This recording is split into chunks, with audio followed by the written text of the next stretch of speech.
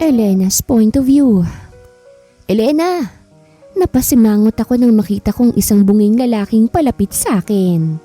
Ayan na naman yung mahilig bumanat pero corny naman. Nakasimangot na bulong na katabi kong siyam. Bakit naman kasi hindi pa matukhang yan eh? Inis kong sabi. Elena, lugaw ka ba? Banat nitong bungi nang makalapit siya. Bakit?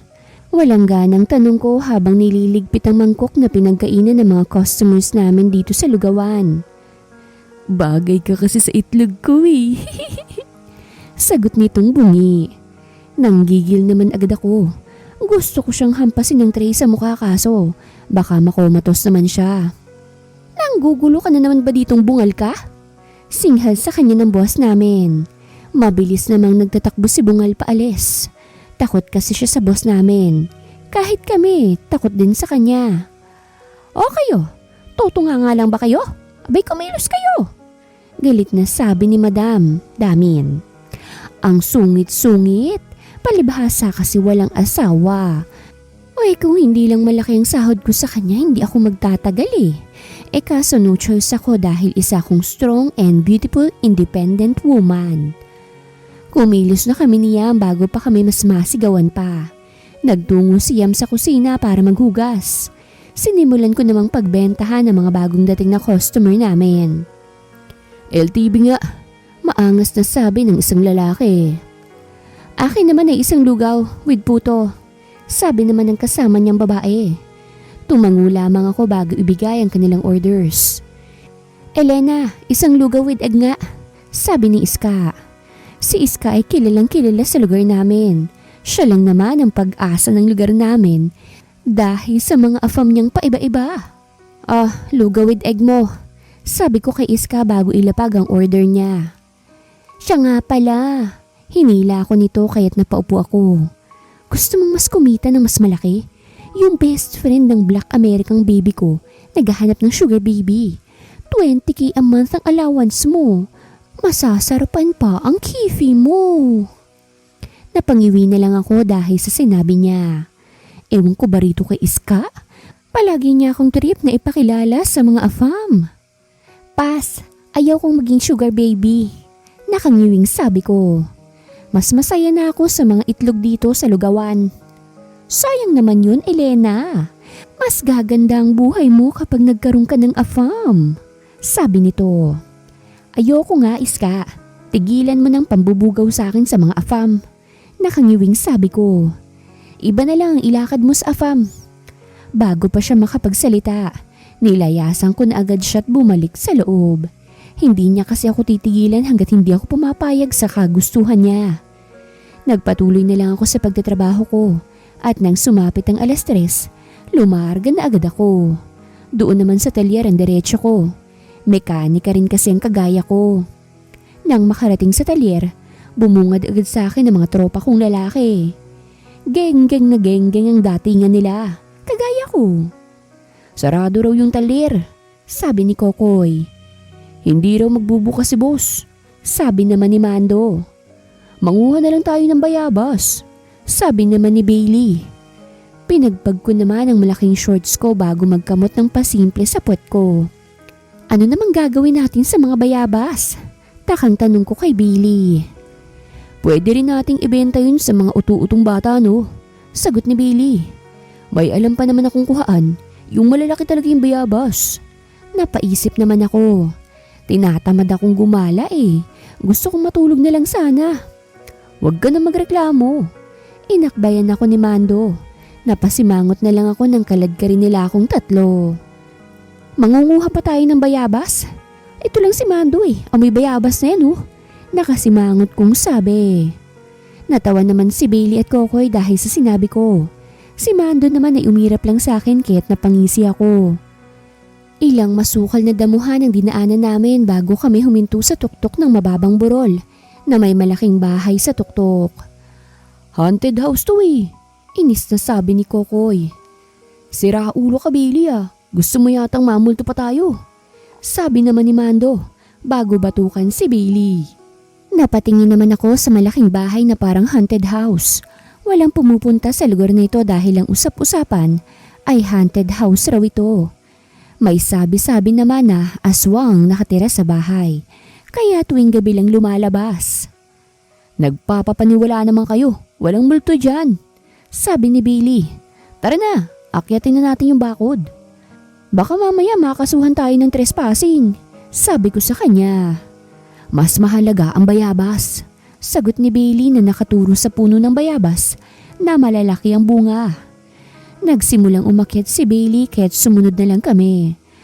Mukha namang walang tao kaya safe na safe naman kami. Nang makababa kami sa loob ng bakuran, bigla na lamang may tumahol. Sabay-sabay kaming napalingon sa isang direksyon at bumungad sa amin ang dambuhalang kulay itim na aso. Walang gagalaw. Madiin kong sabi sa kanila. Kapag nasakmal tayo niyan, patay tayo. Mahinang sabi ni Bailey. Kung ganun, kanya-kanyang takbo na. Tarantang sabi ni Mando. Kanya-kanya silang akyat sa gate. Kung gaano sila kabagal na nakaakyat papasok, gano'n naman sila kabilis na kalabas. Huwag niyo akong iwan! Naiiyak kong sigaw. Nakita kong pasugod ang aso kaya't mabilis akong umakyat sa bakod. Kaso ang lintik na aso kinagat yung shorts ko, kaya nawarak ang likod nun. Litaw na litaw tuloy ang panty kong dilaw na may kupas. Palabas na ako pero nahila ng bibig ng aso yung paa ko. Sumabit ang damit ko sa bakod kaya't nasira yun. Hindi pa doon natatapos ang kamalasan ko dahil bumagsak ako sa loob ng bakuran. Napaubo na lang ako dahil sa sakit ng likuran at binti ko. Isinusumpa ko kayong tatlo. Naiiyak kong sabi. Ilang sandali lang ay may lumitaw na tao sa harapan ko. Nawala ang atensyon ko sa gwapong mukha nito nang makita ko ang mahabang talong nito. Tayong-tayo yun at maugat. Hindi ko na alam ang sumunod na nangyari dahil bigla akong hinimatay nang wala sa oras. Nang magising ako ay sobrang sakit ng katawan ko, lalo na yung mga paa ko. Dahan-dahan kong iminulat ang mga mata ko at bumungad sa akin ng medyo madilim na kwarto. Inilibot kong paningin ko at huminto yun sa isang lalaking topless na nakaupo at seryosong nakatingin sa akin. Sino ka? Sigaw ko bago mapaupo sa kama. Kinapaka ko ang sarili ko at nanlaki ang mga mata ko dahil iba na ang suot ko. Anong ginawa mo sa akin? Manya ka! Ang ingay mo, inis na sabi nito. Ikaw itong trespassing sa bahay ko tapos ako pang manyakis? Biglang sumagi sa isipan ko ang buong nangyari. Agad nag-init ang pisngi ko nang maalala ang malaking talong na nakita ko kanina. Tumikim ako. Sorry sa pagpunta rito nang walang paalam.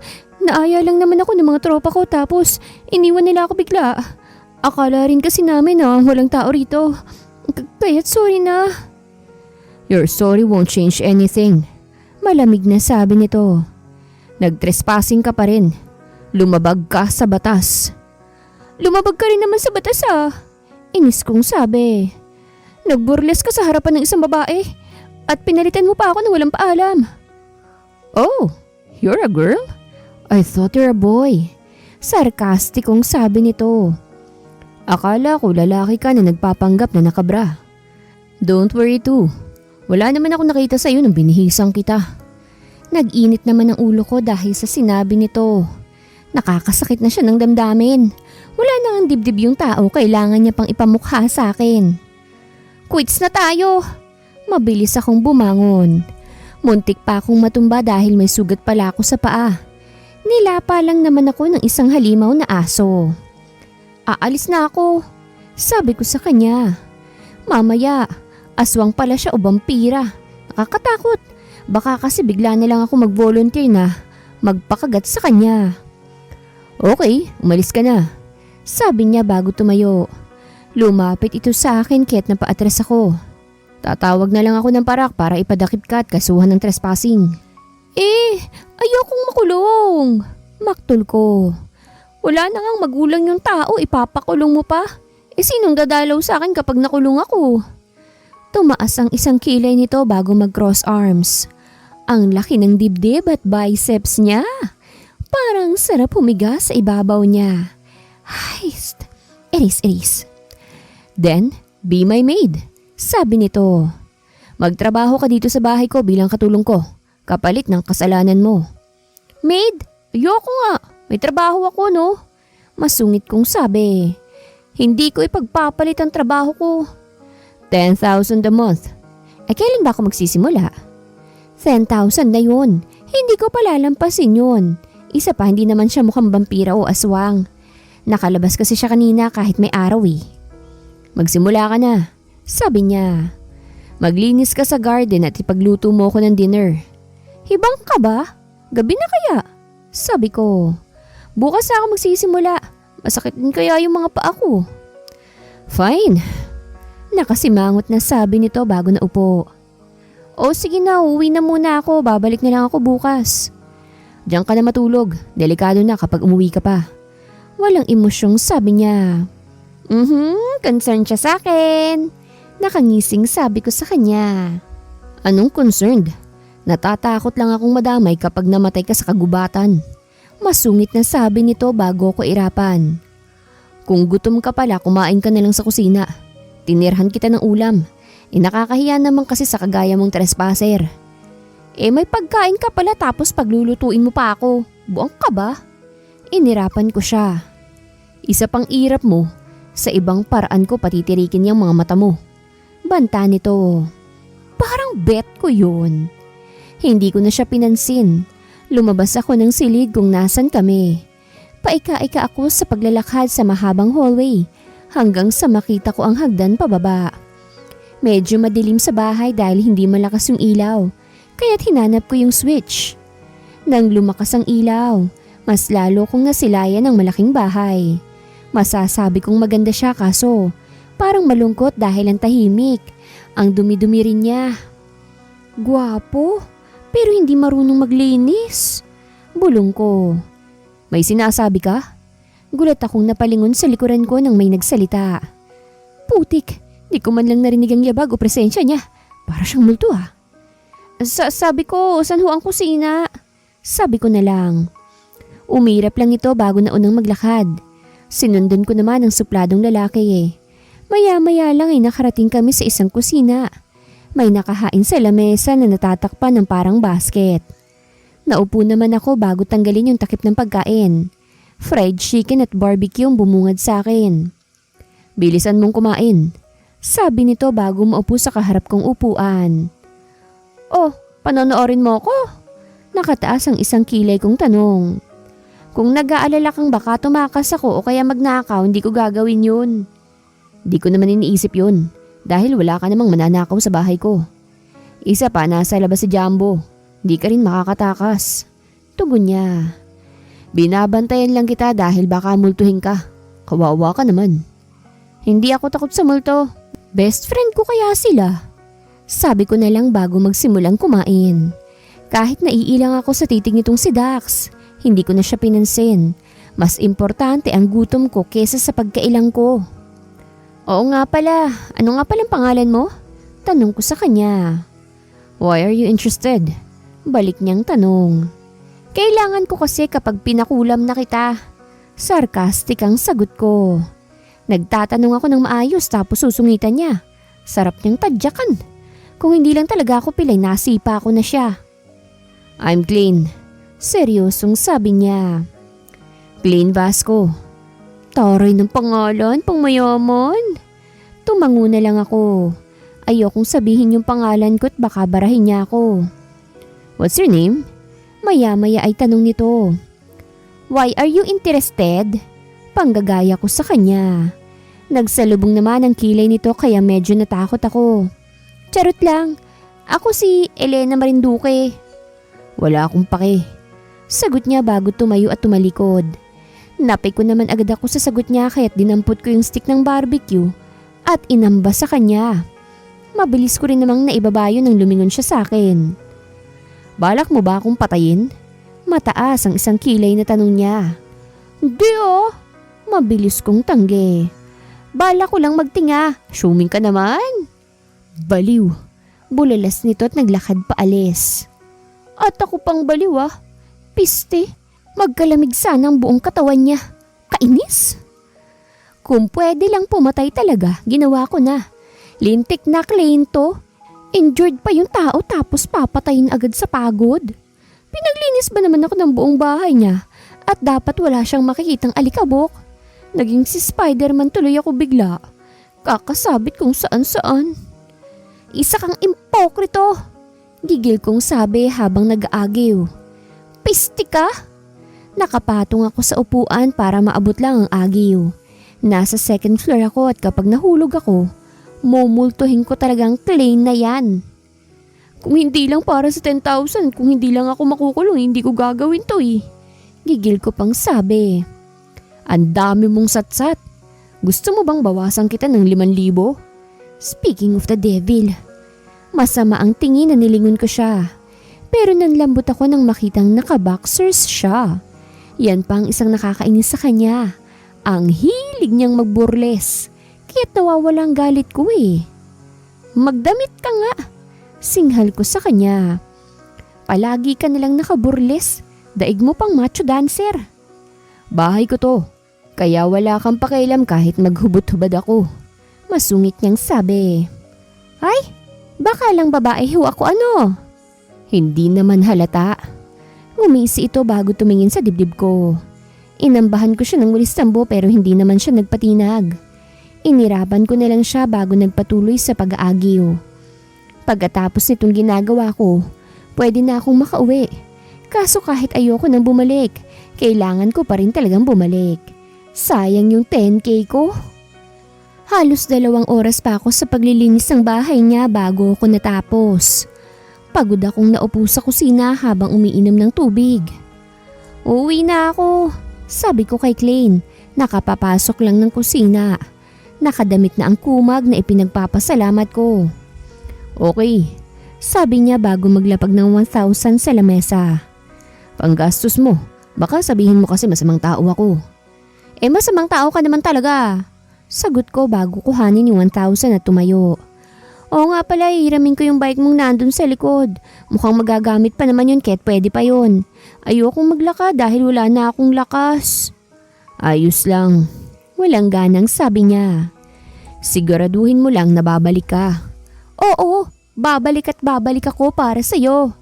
Sabi ko bago siyang ngitian ng matamis. Napangiwi naman to kaya't natawa na lang ako. Lumabas ako ng bahay at pakiramdam ko ay para akong ibon na bagong laya. Naputol ang emosyonal kong moment nang may kumahol. Masungit kong nilingon si Jumbo, ang aso ni Klein. Oo, masaya ako dahil pansamantala ko kayong hindi makikita ng amo mo. Masungit kong sabi sa kanya. Matapang ako dahil nakatali ngayon si Jumbo. Subukan niya talagang manugod ulit. Siya ang kakagatin ko. Nagtungo ako sa likod bahay at kinuha yung bike ni Klein. Lumabas ako sa gate at nagsimulang magpadyak paalis. This is true freedom. Goodbye, evil Klein. Charot. Halos 1 oras lang ako mawawala dahil babalik din ako sa kanya. Klein's point of view. Sa lahat ng babaeng nakilala ko, si Elena lang kakaiba. Hindi ko malaman kung baliw ba siya o sadyang paiba-iba lang talaga siya ng personalities. Siya lang din ang sumasagot-sagot sa akin pero di naman nakakapikon. Medyo lang. Narinig kong tumahaw si Jumbo at senyalis yun na nakabalik na si Elena. Lumabas kasi siya dahil bumili siya ng stocks. Hindi kasi ako pwedeng maglabas-labas. Isa akong secret agent na nakabakasyon at malapit nang mag-retired. Medyo delikado kasi, kailangan kong mag-ingat. Sumilip ako sa bintana ng bahay ko at napakunot ang noo ko dahil may kasama si Elena. Kasama niya yung 3 lalaking kasama niyang mag-trespassing sa bahay ko. Who are they? Bungad ko kay Elena nang makapasok siya sa bahay. Mga tropa ko, sagot niya. Isinama ko dahil kailangan ko ng katulong sa pag-aayos mo ng garden. Huwag ka mag-alala. Mukha lang silang nakakatakot pero mababait yan sila. Isa-isa kong tinignan ng 3 lalaki na mukhang natakot sa akin. Hindi ko naman nararamdamang kalaban sila. Hindi ka nagsabi na magdadala ka ng kasama. Seryosong sabi ko kay Elena. Ngayon ko na sinabi para wala ka nang magawa. Nakangiting sabi niya. Okay, magluto ka na. Sabi ko na lang bago lingunin yung 3 niyang kasama. Kayo, umpisahan niyo ng pag-aayos sa garden. Yes, boss. Nagtulakan pa silang palabas. Sumunod naman ako kay Elena sa kusina. Nadatnan ko itong pakanta-kanta habang nagsisimulang magluto. Sa susunod magsasabi ka kagad. Sabi ko sa kanya bago hubarin ang damit ko. Mas ayos kasi sa pakiramdam ko kapag nakahubad ako. Nasanay na kasi ako eh. Lalo pat mag-isa ako sa bahay. Oo na, nakahubad ka na naman dyan. Inis na sabi niya. Inis talaga si Elena kapag nakahubad ako. Pulmonya at lamig nang natatakot sa'yo kakaburles mo. Nung hindi ka pa nagtetrespas dito, nakahubot-hubad ba ako? Kaswal kong sabi, bago na upo. Buti nga may suot pa akong pambabae. O di tanggalin mo na rin. Edi thank you kasi concerned ka pa. Sarcastic ang sabi niya pa. Nag-i-enjoy ka rin naman sa katawan ko, kaya hindi ka nalugi. Nakangising sabi ko. Yabang mo? Umirap to sa akin at binaling na lang ang kanyang atensyon sa kanyang ginagawa. I don't know why but I found her hot when she always rolls her eyes at me. Anong lulutuin mo? Tanong ko sa kanya. Sinigang na manok. Sagot niya kaya't napasimangot ako. Tinatanong kita ng maayos. Init ng ulo, pero kapag siyang nambabara tuwang-tuwa. Dinig kong bulong niya. Sinigang na baboy ang niluluto ko. Ayan, matinong sagot na yan ha. Nakabantay lang ako sa kanya hanggang sa matapos siya magluto. Hinain niya yun sa lamesa. Tatawagin ko lang sila Mando huwag ka na munang susubo. Sabi niya bago tumakbong palabas. Nang makabalik siya kasama niya ng 3 niyang kaibigan agad naghugas ng kamay at naupo. Kainan na! Atak! Masayang sabi ni Elena bago magsimulang magsandok. Nagsimula silang kumain habang ako'y nakatingin lang sa kanila. Nakatingin ako kung papaano niyang hainan ang mga kaibigan niya. Oh, ba't hindi ka pa kumakain? Tanong ni Elena. Sandukan mo rin ako. Sagot ko. Napatanga naman siya dahil sa sinabi ko. Bakit kita sasandukan? May kamay ka naman Saad niya. May mga kamay din naman yung mga tropa mo Tinaasan ko siya ng 1 kilay. May kung anong binulong muna ito bago ko sandukan ng pagkain ko. Pasimple naman akong napangiti bago nagsimulang kumain. Ngayon na lang ulit ako nakakain ng may kasama. At ngayon na lang ulit ako nakakain sa maingay na mesa. Boss, pasensya na ho pala sa pagtrespassing namin sa bahay niyo Sabi ng isa sa mga lalaking kaibigan ni Elena. Sabi ho kasi nila abandonado itong bahay kaya akala talaga namin walang tao. Sabi pa ng isang lalaki. Just don't do it again. Tugon ko. May tao man sa isang bahay o wala. Mali ang pasukin niyo ito nang walang pahintulot. Sabay-sabay naman silang napatango. Maliban kay Elena na parang walang narinig. Am I right, Elena? Nakataas ang 1 kilay na tanong ko sa kanya. Ilang beses ko nang sinagot yan. Nangaasar ka lang yata Inis niyang sabi. Kumakain yung mga tao sinisermonan mo. Dati ka bang pastor? Are you raising your voice at me? Malamig kong tanong. Mabilis naman siyang umiling. Practice lang yun. Masyado ka namang na-high blood dyan. Hindi na ako kumibo at nagpatuloy na lang sa pagkain. Nang matapos kami, lumabas na yung 3 lalaki. Si Elena naman ay nagsimula sa paghuhugas ng plato. Kung sakaling may mga taong maghahanap sa akin at magtatanong kung dito ako nakatira, huwag niyo sasabihing oo Seryosong sabi ko. Bakit? Usisa niya. May ginawa ka bang kalokohan? Siguro hindi ka rito nakatira at akyat bahay ka rin Sinasabi ko na nga aray! Bakit namimitik ng noo? Ang sakit! Dahil ang OA mo. Nakasimangot kong sabi. Mukha ba akong akyat bahay na kagaya ninyo? Excuse me akyat bakod lang kami. Mataray niyang sabi bago ako irapan. Pero bakit nga dapat hindi namin sabihin? May papatay ba sa'yo? Sort of. Sagot ko na lang. Basta, hindi mo na kailangang malaman pang ibang detalye. Yung naghahanap na lang sa'yo ang tatanungin ko. Muli ko siyang pinitik sa noo dahil sa sinabi niya. Masakit na gagantihan kita. Tignan mo. Ang kulit mo kasi. Tinignan ko yung noo niya at namumula yon. Hinawakan ko naman yun at marahang hinaplos. Masakit pa ba? Oo, kaya i-kiss mo. Nakasimangot kong itinulak ang noo niya bago siya talikuran. Salbahe ka, madapa ka sana. Singhal nito sa akin. Natawa na lamang ako ng mahina bago siya iwanan sa kusina. Elena's point of view. Siguro nung umulan ng kasalbahihan, sinalo lahat ni Klein. Ubod siya ng salbahe lalo na sa akin. Ang sarap niyang ipalapa sa aso niya. Kasi gagawa-gawa ng bahay na malaki tapos hindi kukuha ng taga-ayos ng garden niya. Nakasimangot kong bulong. Mag-isa lang ako ngayong binibigyang buhay ang garden niya. May trabaho na kasing 3 itlog. Kaya mag-isa na lang akong nagpapakahirap. Alam ko namang may sahod ako kaya hindi dapat ako magreklamo. Kaso trip kong magreklamo. Bakit ba? Kahit nahihirapan ako, hindi man lang ako tinulungan ni Klein. Andun lang siya sa loob ng bahay niya. Nakatingin sa akin mula sa bintana. Tao po, tao po. Napatingin ako sa gate nang may nagsalita. Nakita ko ang 2 lalaki ron na mukhang may edad. Iniwan ko naman ang ginagawa ko at nilapitan sila. Bakit ho? Tanong ko sa kanila. May kakaibang pakiramdam akong nararamdaman. Nakakatakot sila kahit ang amo nilang tignan. Feeling ko hindi rin sila matanda. Pwede bang pumasok at makiinom? Tanong ng nakasombrero. Bawal ho, sagot ko. Baka po kasi pagalitan ako ng biyenan ko. Nagkatinginan naman sila bago mapatango sa isa't isa. Kilala mo ba ito? May ipinakita ito sa aking litrato. Litrato yun ni Klein. Oho, kilala ko ho yan. Sagot ko. Nakita ko ho yan sa TV Sa TV? Takang tanong nung panot. Oho, si Kokoy po yan hindi ba? Kahit dito man lang makagante sa talipandas na Klein na yun. Pinaglololoko mo ba kami? Medyo inis na tanong ng nakasombrero.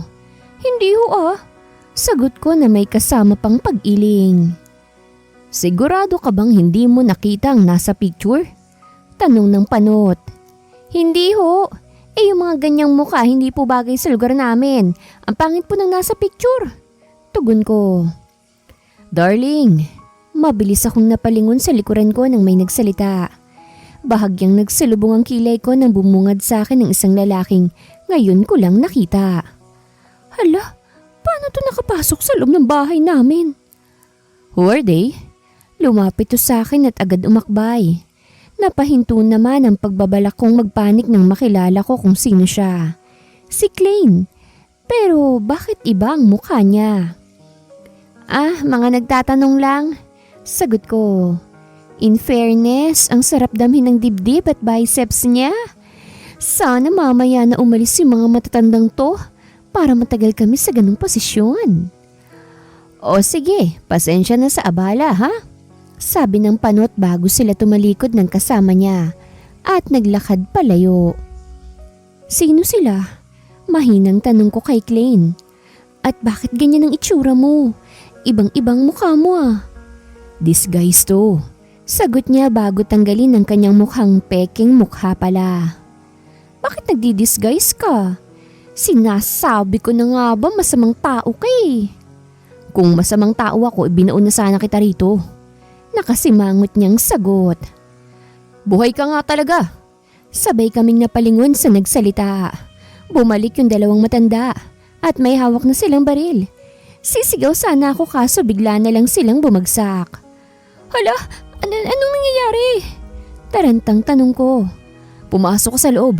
Seryosong sabi niya lang. Sindikato ka yata Inis kong sabi sa kanya. Ang daldal mo, pumasok ka na lang. Tumango na lang ako at pumasok sa loob. Hinintay ko lang yung mga bugok doon habang hindi ako mapakali. Para kumalma, nangalkal na lang ako ng pagkain. Ilang sandali lang ay pumasok na si Klein. Kaladkad ang 2 tao. Pero hindi na sila matanda. Gwapo na sila. Mukhang nakadisguise din sila. Sino ba yung mga yan at bakit may baril sila? Tanong ko kay Klein. Huwag mong subukang magsinungaling ha. Hawak kong pagkain mo. Pakialam ko sa pagkain ko. Masungit na sagot nito. Hindi ko naman naiwasang hampasin siya ng hawak kong box. Lumagutok yun sa ulo niya pero wala akong pakialam. Isa akong agent, okay? Sabi niya. Nakabakasyon ako at plano nang mag-quit. Etong dalawang to, kasamahan ko at gusto nilang ibalik ako sa organization. Ang taray! Agent siya! Nakangising sabi ko. So, nag-iiba-iba ka talaga ng mukha? Tapos tumatambling ka at maraming gamit? Tapos, nakikipaglaban ka? Astig! Napailing lang to bago kapkapan yung dalawang lalaki. May nakuha siya mga baril at kutsilyo sa dalawang lalaki. Ako nang kakapkap sa kanila. Pagpipresenta ko. Sinamaan naman ako nito ng tingin. Mangangapkap o magchachancing ka? Chachancing na rin. Tugon ko. Bakit sa kanila pa? Bigla itong naghubad. Eto na naman siya. Pwedeng ako naman ang kapkapan mo ah. Talaga? Excited kong tanong. Gusto naman. Nakangising sabi niya. Bigla na lang bumangon yung isa sa mga lalaki at tinutukan ng kutsilyo sa leeg si Klein na wala namang pakialam. Wala ka pa ring pinagbago. Nakangising sabi nito. Huwag mo siyang tutukan. Sabi ko bago siya hampasin ng kahon sa ulo. Kakapkapang ko ni, bumangon ka pa. Masamang tingin naman ang ipinukol nito sa akin kaya't napaatras ako. Klein, inaaway ako. Parang batang sumbong ko. Enough, sabi ni Klein bago mapahinga ng malalim at lingunin yung dalawang lalaki. Anong kailangan yung dalawa? Sinabi ko na sa inyo ayoko nang bumalik sa organisasyon. I want a normal life. Di ka naman namin ibabalik sa organisasyon. Sumuko na rin si boss sa'yo.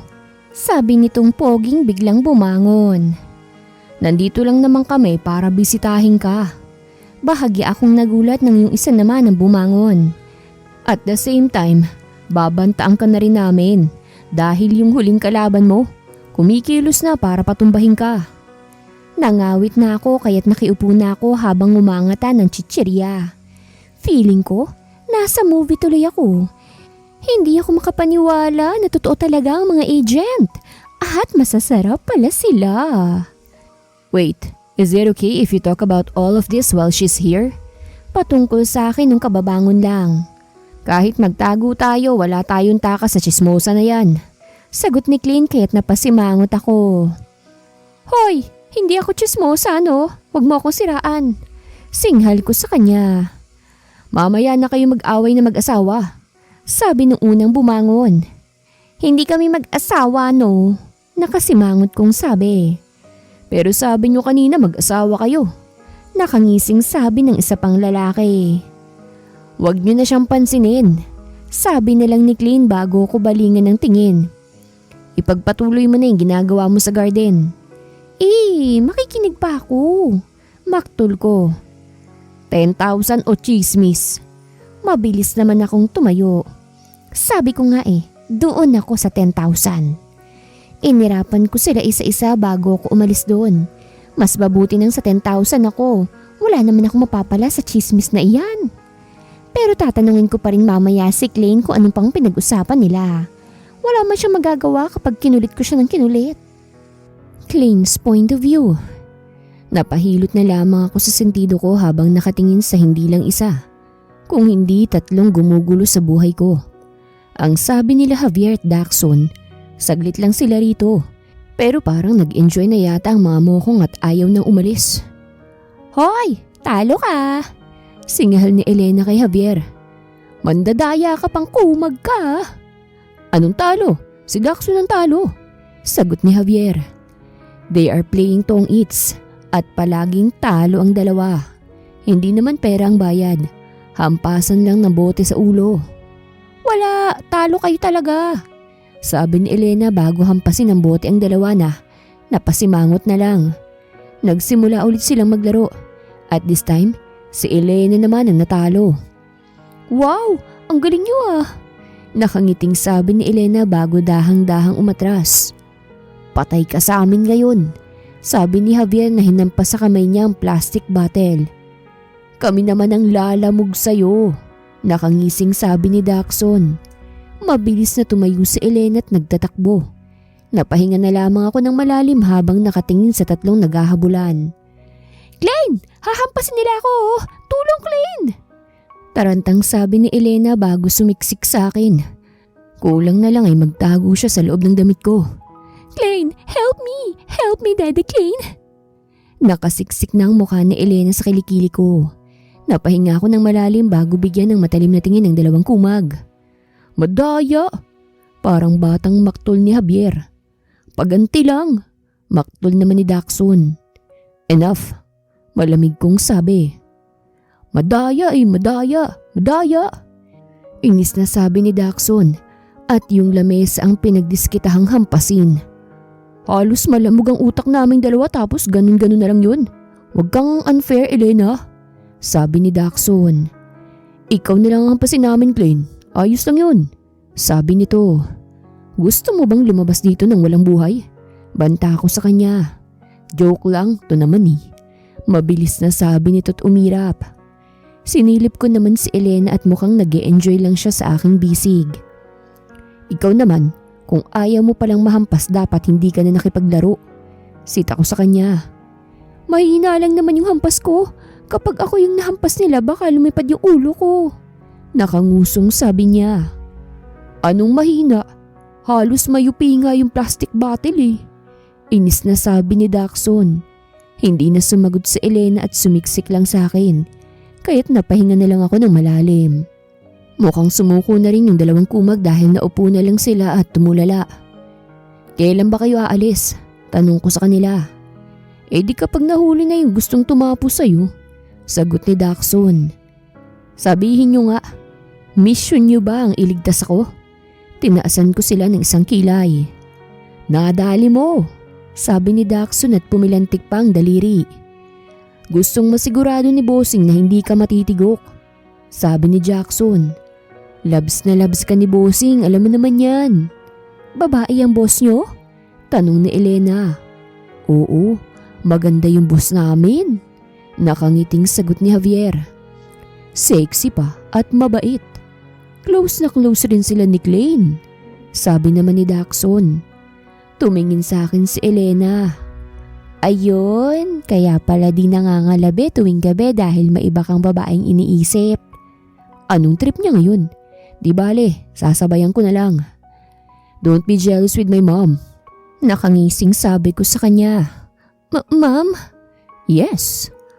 Ang boss namin sa agent organization na yung mother ko. Si Papa naman ang kanang kamay niya.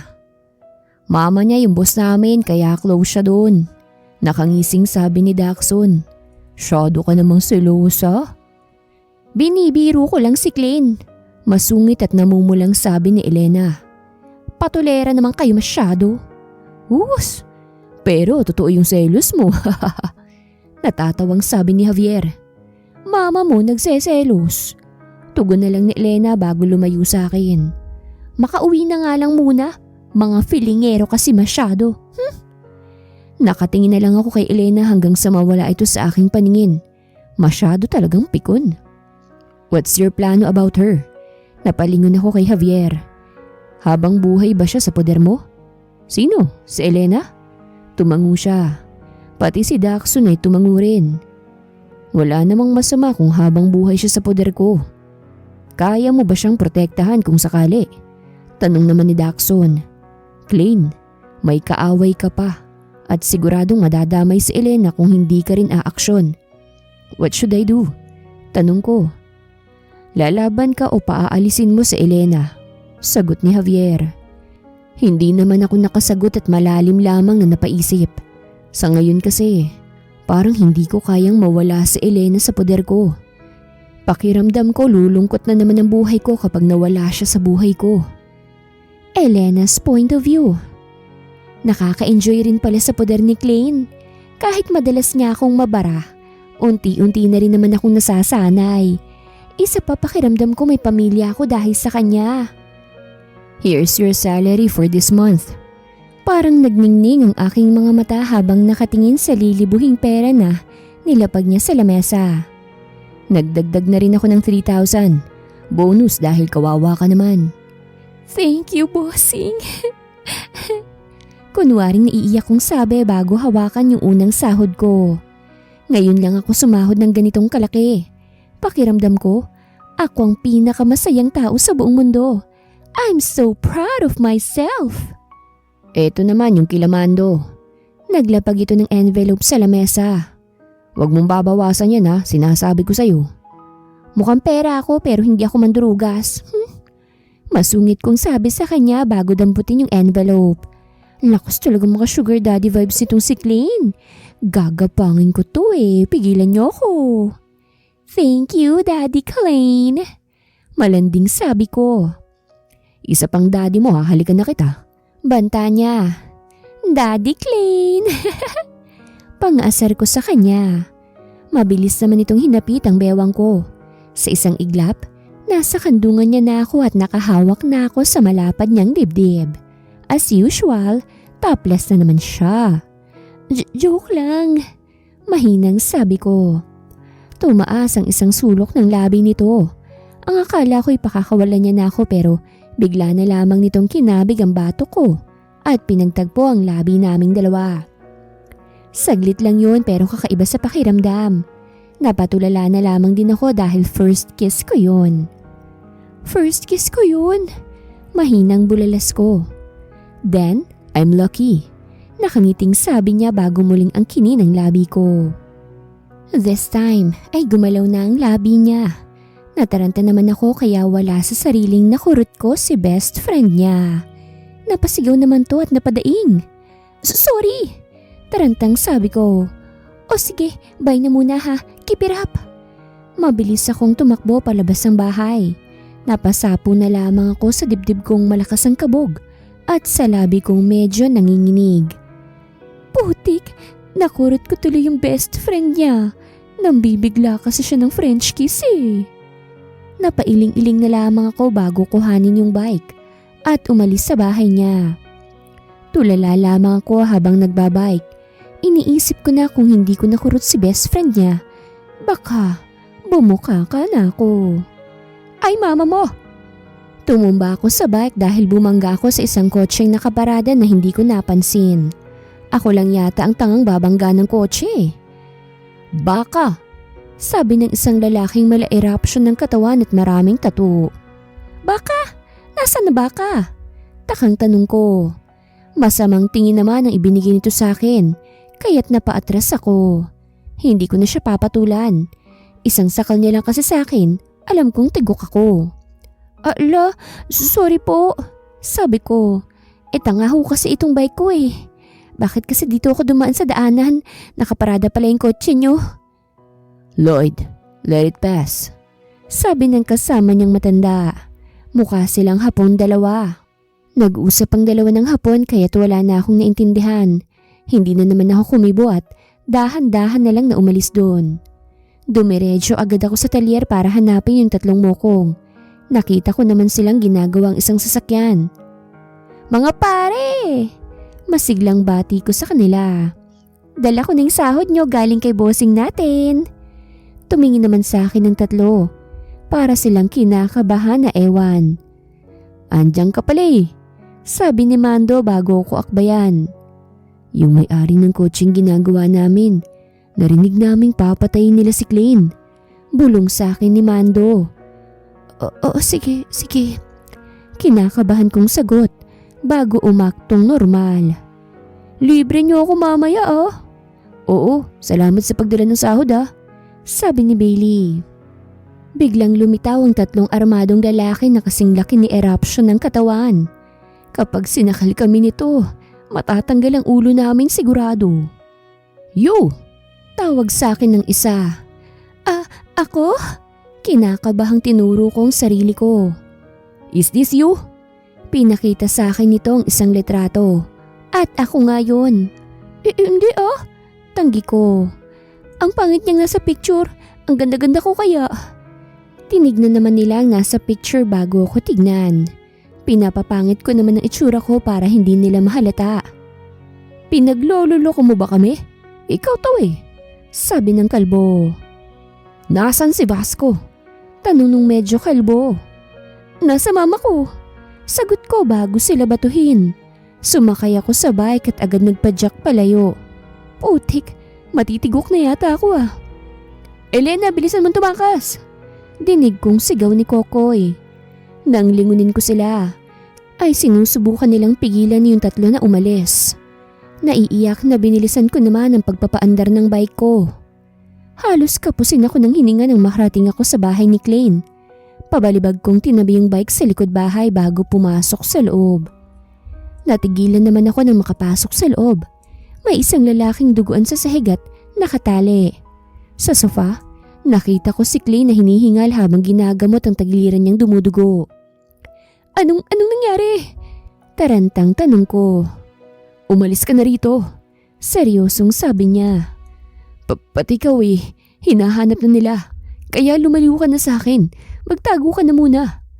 Ayoko, sagot ko. Dito lang ako sa tabi mo. Umalis ka na, Elena. Madiing sabi niya. Hindi ako nakinig. Naupo lang ako at inagaw sa kanya yung paggamot. May mga lalaki sa talyer na sinusubukan akong kuhanin. Sabi ko. Sa tingin mo ba kahit umalis ako, makakatakas na ako? Damay na ako sa gulong to, kaya hindi kita iiwanan. Ipapakuha kita kila Daxon. Ayoko nga sabi. Inis kong sabi. Pagkatapos mong kuhanin ng first kiss ko, paalisin mo na lang ako. Manigas ka diyang telepandas ka. Bakit ba ang tigas naman ng ulo mo? Galit na tanong nito. Matigas din naman yung ulong kinurot ko eh. Nagreklamo ba ako? Singhal ko sa kanya. Ang hirap mo namang kausap eh. Inis na sabi niya. Elena, makinig ka na lang sa akin. Ayokong mapahamak ka. Inirapan ko lang siya bago simulang gamutin yung tagiliran niya. Pakiramdam ko maiiyak na ako sa hindi malamang dahilan. Naiinis na ako sa kanya at ayokong umalis kahit pa matigok ako. Elena, umalis ka na. Ayoko nga. Sa sobrang inis ko, nasuntok ko siya. Ayun, knockout si kumparing Dax ko. Napahinga na lamang ako ng malalim bago nagpatuloy sa paggamot ng sugat niya. Nang matapos ako, tinakpan ko yon bago siya akayin patungo sa kwarto sa ibaba. Inihiga ko siya sa kama. Lumabas ako ng kwarto at nagtungo sa kwarto niya. Kinuha ko yung poses niya sa drawer bago siya balikan. Pinosas ko ang dalawang kamay niya sa kama para siguradong hindi niya ako mapapaalis. Nang masigurado kong hindi siya makakatakas, lumabas muli ako at iginilid yung lalaking duguan. Nilinis ko rin yung kalat bago gawin ang huli kong gagawin. Tinawagan ko si Javier. This is Javier, Pogi. Anong may tutulong ko? Bungad sa akin ito. Hindi ka Pogi, no? Masungit kong sabi sa kanya. Elena, ikaw pala. Bati nito sa akin. Anong maipaglilingkod ko sa'yo? May mga gustong pumatay kay Klein. May sugat na siya ngayon at mukhang yung umatake sa kanya ay itong lalaking nakatali. Sagot ko sa kanya. Isa pa, mukhang nadamay na rin ako dahil may mga lalaking humahabol sa akin. Kaya ko naman sila kaso yung katawan nila. Kasing laki nung ka-eruption. Eto na nga bang sinasabi ko eh. Sabi nito. Magstay lang muna kayo dyan sa bahay at papunta na kami. Kapag may sumugod, laban muna kayong dalawa. O sige, bilisan nyo ah. Sabi ko. Namatay lang ang tawag kaya't agad kong ibinaba ang telepono. Bumalik ako sa kwarto kung nasan si Klein. Mahimbing pa rin ang tulog niya kaya tumabi na lang ako sa kanya't natulog rin. Nang magising ako, bumungad agad sa akin ang nakasimangot na si Klein. Tumingin ako sa oras at alas 5 na ng hapon. Hindi pa pala ako nakapagluto. Sabi ko kay Klein. Ginagawa mo akong hostage eh. Inis na sabi niya. Kasalanan mo yan dahil makulit ka. Masungit kong sagot bago bumangon. Diyan ka lang, magluluto ako ng pagkain natin. Lumabas ako ng kwartong yun pero natigilan ako nang makita ang tatlong lalaki sa sala. Sila yung humahabol sa akin. Ayun yung babae. Tinuro ako nung may buhok. Nagsisigaw naman ako bago bumalik dun sa loob ng kwarto kung nasan si Klein. Sinarado kong pinto at inilock. Nilagyan ko rin ng harang yung pinto. May mga pangit sa labas. Sabi ko kay Klein. Nandoon yung mga tropa ni Eruption. Anong gagawin ko? Napamura naman si Klein. Pakawalan mo ako. Wala akong susi. Sagot ko. Anak nang, parehas tayong mamamatay dito kapag hindi ako nakawala. Inis niyang sabi. Anong gagawin ko? Hindi ko naman alam na may susi ka. Naiiyak kong sabi. May poses ako, natural may susi itong kasama. Nataranta ako nang magsimula ng kalubugin ng tropa ni Eruption ng pinto. Nilapitan ko naman si Klein at pilit tinatanggal yung posas kaso ayaw. Wala na, magiging kwento na lang ako. Naiiyak kong sabi. Hindi mo man lang natikman ang pangmatagalan ng pagmamahal ko. Hindi ko man lang natikman ang pagiging Dax mo. Ang daldal mo. Napatanga ako dahil hindi na nakapose si Klein. Mamaya ka na magdrama. Dito tayo sa bintana. Sira ulo ka, marunong ka naman palang makawala. Singhal ko sa kanya. Natawa na lang ito bago hawakan ng kamay ko. Lumabas kaming dalawa sa bintana. Papunta na raw dito sila Javier. Sabi ko kay Klein. Kailangan kong makapunta sa second floor. Andun yung mga baril ko. Sabi ni Klein. O sige, punta ka na ron. Magtatago muna ako. Sabi ko sa kanya. Natawa naman to bago ako halikan sa labi. Talagang inuna pang tsumansing. Magtago ka ng mabuti para hindi ka ma-hostage ha. Bulong niya sa akin. Umalis si Klein kaya't naisip kong akyatin ang puno ng mangga. Magandang magtago sa puno ng mangga eh. Safe talaga dun. Ilang sandali lang, nakita ko yung mga tropa ni Eruption. Malakas na kumabog ang dibdib ko nang makitang hawak nilang baril. Kung may gusto man akong pumutok sa akin, hindi baril yun. Nakahinga ako ng maluwag nang umalis sila. Napasandal na lang ako sa puno kaso may lahi yata akong tanga. Nabali yung sanga. Ayun, laglag ang tanga. Napamura na lamang ako sa isip ko habang mga yak-ngiyak na sinapong kaliwang braso kong nabali na yata. Akala mo siguro makakatakas ka no? Napaangat ako ng tingin at bumungad sa akin yung kalbo. Hi. Kinakabahang bati ko sa kanya. Tayo! Galit na utos nito sa akin. Tumayo naman ako, sapo ang braso kong nakalaylay na. Pasimple akong napatingin sa likuran niya. Nakita ko naman si Jumbo. Kuya, wag mo akong tutukan ng baril. Natatakot ako, baka pumutok yan eh. Nakangusong sabi ko. Manahimik ka. Galit na sabi nito. Tinanguan ko si Jumbo. Malakas naman tong tumahol at tumakbo palapit sa amin. Lumingon naman si Kalbo sa likuran niya. Nakakuha naman ako ng pagkakataon at malakas na sinipa ang kanyang kaibigan. Nabitawan nito ang kanyang baril at napahiga to. Dinampot ko naman yung baril niya at hinampas sa kanya. Ayun, nawala ng malay ang kalbong tropa ni Eruption. Ang galing mo, Jumbo! Sabi ko sa aso na dinidilaan ako. Tara na, baka magising yan, parehas tayong todas. Tumakbo kami ni Jumbo papunta sa harapan ng bahay. Papasok na kami sa loob pero nasa lubong ko yung medyo may buhok na isa sa mga tropa ni Eruption. Ibaba mo yung baril mo! Sabi ko bago siya tutukan ng baril. Hindi naman to nagpatinag at lumapit sa akin. Napaatras naman ako dahil sa takot. Huwag kang lalapit, iipuputo ko to. Nanginginig kong sabi.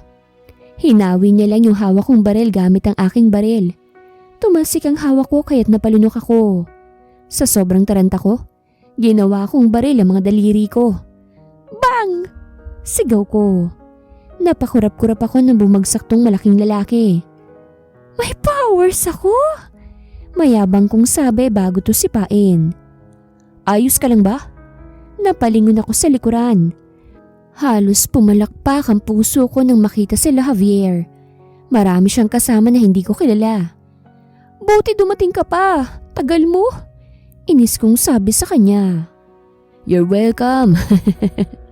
Sagot niya bago natawa. Doon ka na kay Daxon, siya nang bahala dyan sa braso mong bali. Tulungan niyo si Klein. Kapag namatay yun, sapo kayo sa akin. Banta ko sa kanya. Tinapik lang nito ang balikong braso kaya't halos namura ko siya.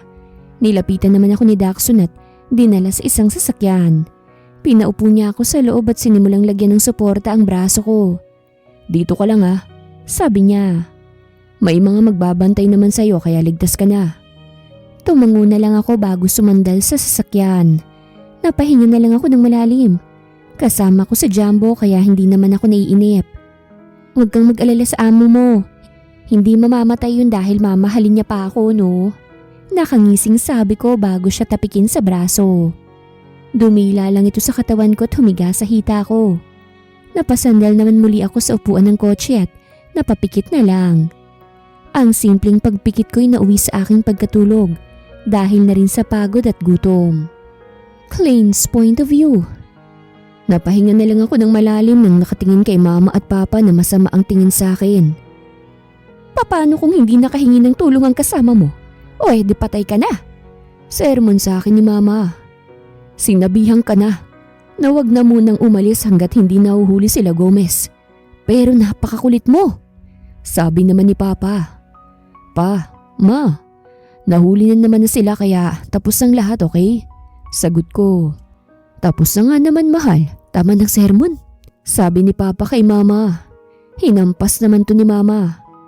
Hindi ko malaman kung kanino ka talagang kumakampi. Sorry na honey bunch. Tugon ni papa kaya't napairap na lang ako. How's Elena? Tanong ko. Kagabi ko pa siyang hindi nakikita. Nabaril kasi ako kaya't nawalan ako ng malay. Hindi ko pa ulit siya nakikita simula nung magising ako. Nagpapahinga pa siya. Sagot ni mama. Sino nga ba si Elena?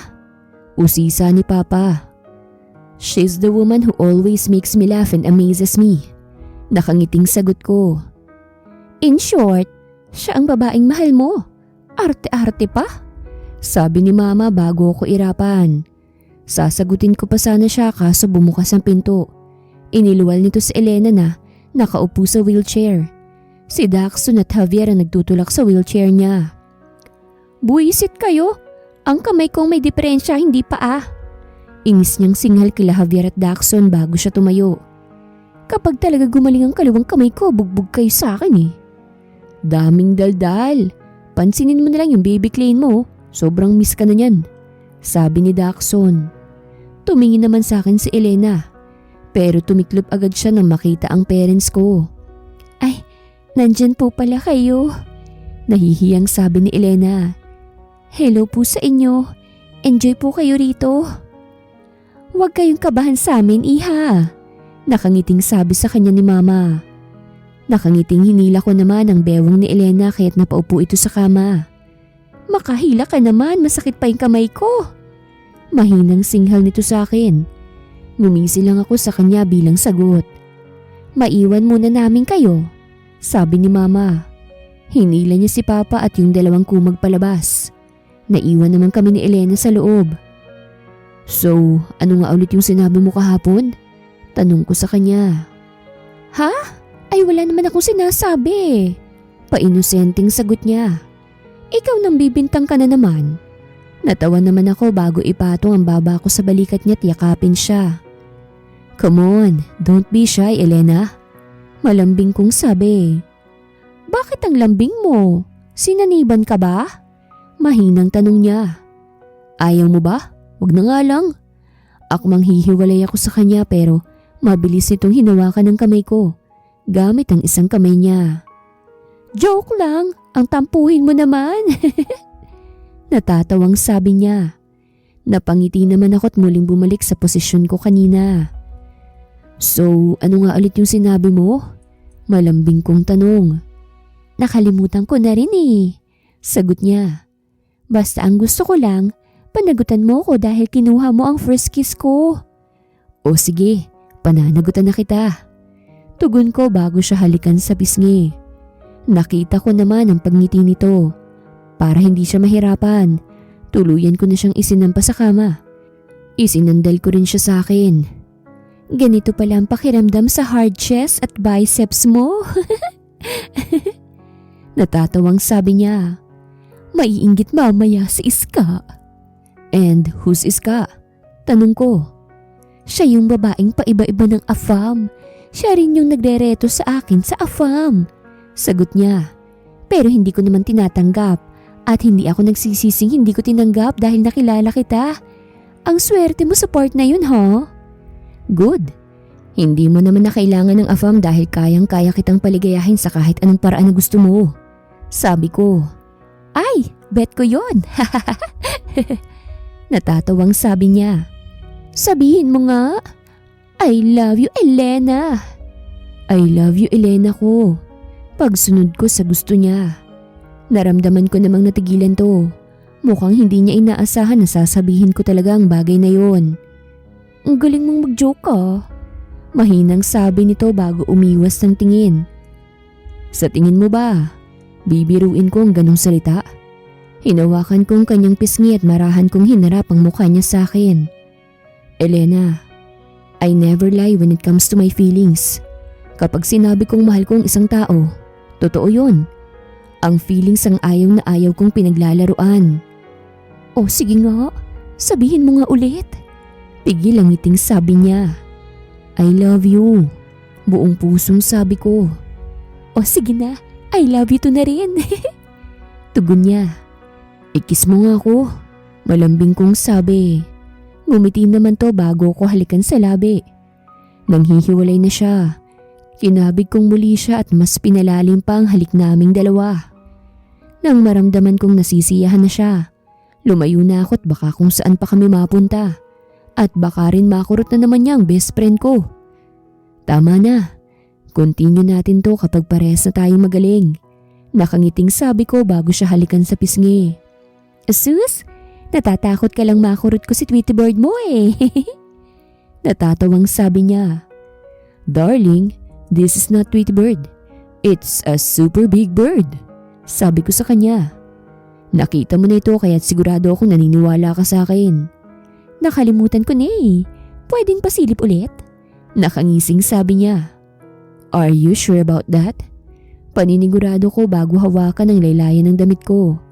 Napalunok naman to bago tumango. Akmang itataas ko na ang hospital bed ko pero napatigil ako nang bumukas ang pinto. Iniluwal nito sila Mando. Kasama rin sila Javier at Daxon. Hoy, mamaya na kayo magpakitaan. Natatawang sabi ni Daxon.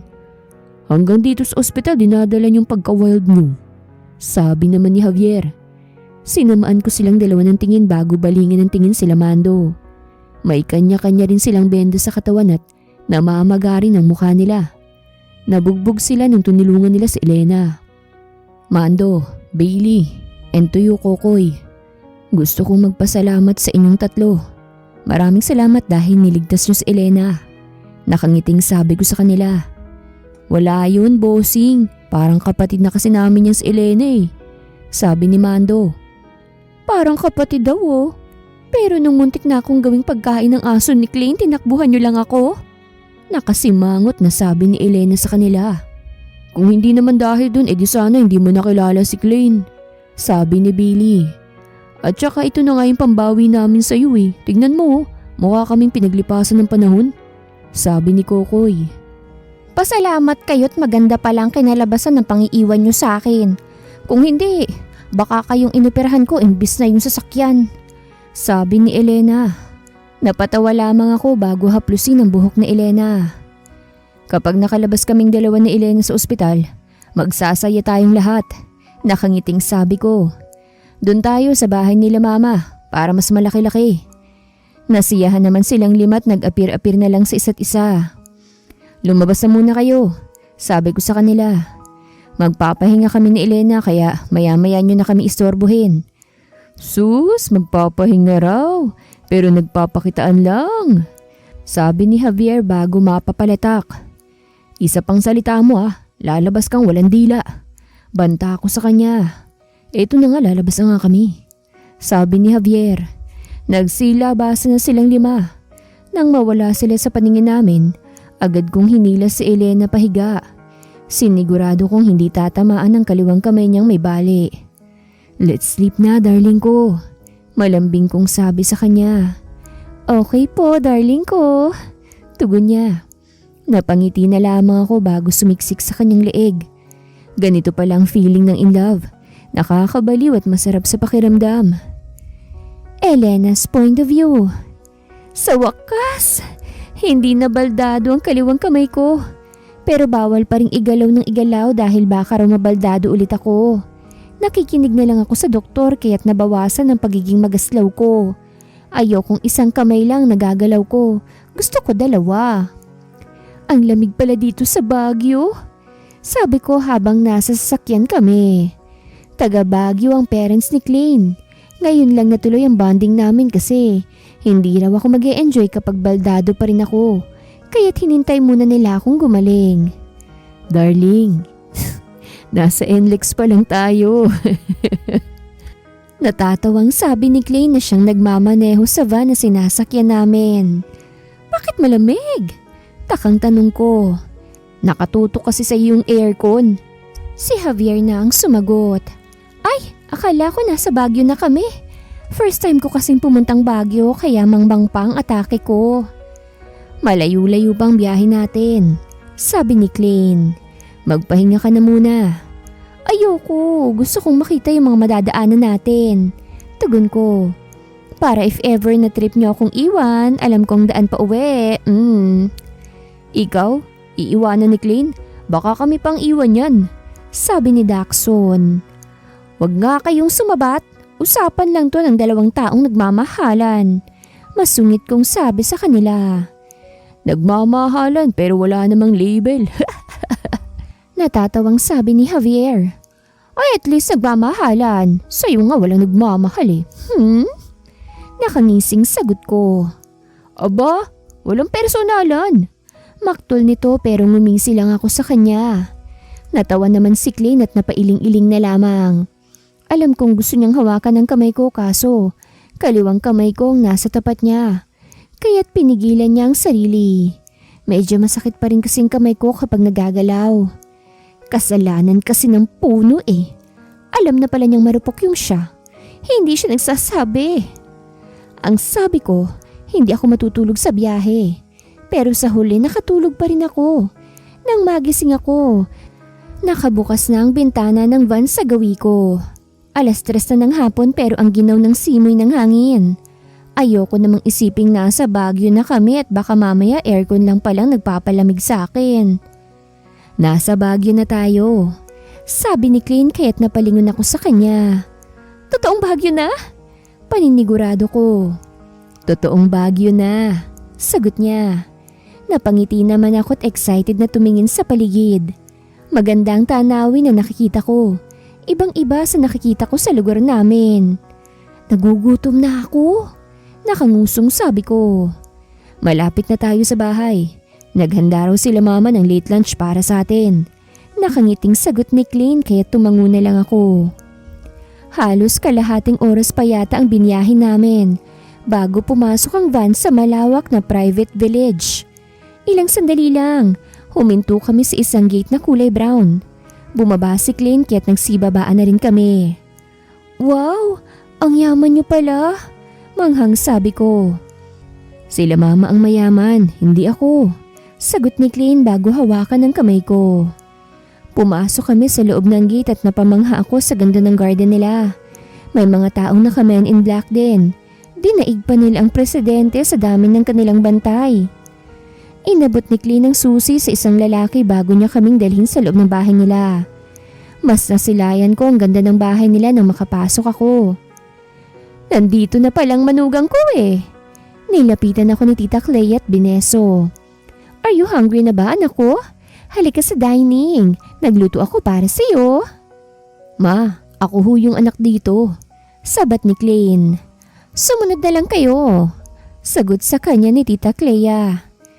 Dinala ako ni Tita Clea sa dining at maraming pagkain doon ang nakahain. Kaya't lalo akong nagutom. Pinaupo ako ni Tita Clea at hinainan. Thank you po tita. Masayang sabi ko. Kain ka lang dyan ha? Nakangiting sabi niya bago lapitan ng iba. Hinintay ko munang makaupo sa tabi ko si Klein at makasandok ng pagkain niya bago ako magsimulang kumain. Malakas ang feeling ko na agawan ako ng atensyon ni mama sa'yo. Bulong ni Klein. Hayaan mo na. Sagot ko. No, dinala kita rito para masolo. Ngumisi siya sa akin. Pagkatapos kumain, lilipat tayo ng bahay. Yung walang istorbo. Nilipat ang bahay. Takang tanong ko, may iba pa kayong bahay? Oh, nakalimutan kong sabihin. Lahat ng bahay na nakapaloob sa village, amin. Amin lang itong buong village. Sabi niya. Napatangan na lamang ako dahil sa kanyang sinabi. Hindi ina-expect na kanilang buong malawak na village na ito. Grabe, hindi ma-reach ang kayamanang meron sila. Pagkatapos nga namin kumain, hinila agad ako ni Klein. Klein, saan mo dadalhin si Elena? Sa akin muna siya dahil magbabanding kami. Saad ni Tita Clea nang makita niya kaming palabas. Ma, akin si Elena. Nakasimangot na sabi ni Klein. Sila mando munang ibanding mo. I want my baby Elena. Sabi ni Tita Clea. Papa, si Mama nga po oh. Parang batang sumbong ni Klein. Kahit magsumbong ka pa sa akin, wala rin ako magagawa sa mama mo. Natatawang sabi ni Tito Elmo. Ipagbanding mo muna kasi sila. Saglit lang naman yung magbiyanan. Magbiyanan. Ang sarap sa ears kapag tanggap ka ng parents ng taong mahal mo. Ma, mahalagang araw to para sa amin ni Elena. Kaya kami muna, okay? Sabi ni Klein. Kaya akin muna siya. Bye ma, love you. Binuhat ako ni Klein at patakbo itong lumabas. Natawa na lamang ako bago mapakapit sa kanya. Siguradong lagot ka kay Tita Clea. Natatawang sabi ko sa kanya. Mahal ako noon. Sagot lang nito. Ibinabalang ako ni Klein nang huminto kami sa isang bahay na pula ang gate. Pumasok kaming dalawa sa loob. May mga bantay din doon na hindi ko naman ikinagulat pa. Kapag dumaan si Mama, sabihin niyo wala kami rito ah. Sabi ni Klein bago ako dalhin sa loob ng bahay. Medyo maliit ng konti itong bahay kumpara sa kanina. Pero parang mas masarap tumira dito kasamang pamilya. Let's go to the bedroom. Nakangiting sabi ni Klein. Anong gagawin natin sa bedroom? Umakyat kami sa second floor at pumasok sa isang kwarto. Natigilan ako nang makitang may mga disenyo sa kwarto. May mga lobong nakadikit sa kisame at yung tali ng lobo ay may disenyo. Nakaayos din yung lamesa na may mga petals ng rose. Yung dingding naman ay may nakalagay na Happy 3rd Monthsary Elena with matching picture naming dalawa. Happy 3rd Monthsary? Takang tanong ko sa kanya. Yeah, it's been 3 months since we met. Nakangiting sagot niya. Ikaw ha? Na love at first sight ka pala sa akin eh. Panunodyo ko sa kanya. Napanguso naman ito bago may dukutin sa kanyang bulsa. Isang maliit na kahon at nang buksan niya ay singsing ang bumungad sa akin. Elena, I wanna marry you. Nakangiting sabi niya. I want to be with you forever, Elena. Ikaw ang gusto kong maging ina ng mga anak ko. Ikaw ang gusto kong makasama sa pagtanda. Ikaw ang babaeng gusto kong umaandar sa akin. Nangilid naman ang luha ko. Tanggap ko na kasing mag-isa na lang ako sa buhay. Tapos, itong lalaking to, bigla na lang sumulpot at ginimbal ang buhay ko. Ay, ako pala yung sumulpot sa bakuran niya. Paano kung magsisi ka? Naiiyak kong tanong. Bakit naman ako magsisisi gayong nasa kagaya mo na ako? Nakangiting sabi niya. Napakagat naman ako sa ibabang labi ko bago itango ang ulo ko. O sige, magpakasal na tayong dalawa. Kinuha nitong singsing at isinuot sa aking daliri. Tuluyan na ngang bumagsak ang luha ko nang makita ang engagement diamond ring na nakasuot sa akin. I love you my darling, sabi ni Klein bago pahira ng aking luha. I love you rin, tugon ko. Hinapit nito ang bewang ko at pinagtagpo ang labi naming dalawa. Napapikit naman ako at sinalubong ang kanyang halik. Akala ko, matatapos lang ulit kami sa simpleng halikan. Pero mga te, nauwi kami sa bembangan. Punyeta, wasak ang kifi ko. At parang ilang araw akong baldado dahil dito sa mapapangasawa kong ducks. Hindi ko na nga pala kailangan ng afam. Sa'yo palang binat na yung pechay ko eh. Sabi ko habang sinasalubong ang kanyang galaw. Ngumisi naman to. Hindi ko naman hahayaang mapunta ka sa afam no. Akin ka lang. Gigil nitong kinagat ang leeg ko habang mabilis na gumagalaw sa ibabaw ko. Shucks! Ito palang sinasabi nilang heaven sa sarap. Nang parehas kaming sumabog, hindi pa siya nakontento. Pinadapa niya ako at muling gumalaw. I love you always, darling ko. Pangakong araw-araw kitang paliligayahin.